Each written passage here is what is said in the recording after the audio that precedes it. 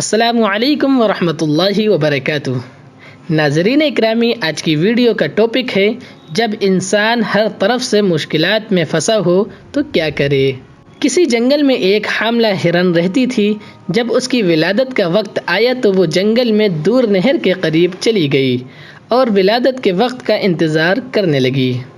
اچانک اسی وقت آسمان سے بادل گرجنے لگے، بجلی چمکنے لگی اور بجلی گرنے سے جنگل میں آگ بھڑک اٹھی۔ اتنے میں اس نے اپنی بائیں جانب دیکھا کہ ایک شکاری اس کو شکار کرنے کے در پہ ہے اور دائیں جانب ایک بھوکا شیر اس کی طرف بھاگا آ رہا ہے۔ اب ہرن کے پاس کوئی راستہ نہ تھا، یا تو اسے شیر چیر پھاڑ دے، یا شکاری اپنا شکار بنا لے، یا جنگل کی آگ میں جل کر بھسم ہو جائے، یا نہر میں ڈوب جائے۔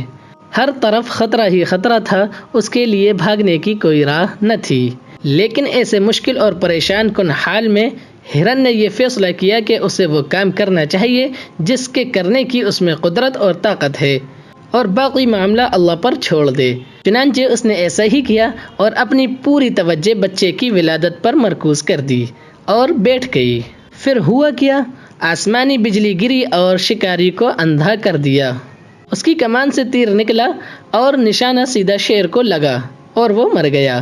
آسمان سے تیز بارش برسی اور آگ بجھ گئی۔ اب ہرن نے امن و سکون سے بچہ جنا اور پالنا شروع کر دیا۔ اس قصے سے ہمیں یہ سبق ملتا ہے کہ زندگی میں کچھ ایسے واقعات پیش آتے ہیں کہ انسان ہر طرف سے پریشانیوں اور مشکلات میں پھنس جاتا ہے۔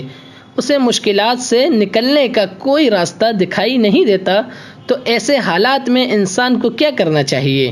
ایسے حالات میں یہ کرنا چاہیے کہ وہ اپنی مکمل توجہ صرف اس کام پر خرچ کرے جس کی وہ طاقت اور قدرت رکھتا ہے، باقی حالات اللہ کریم کے حوالے کر دے۔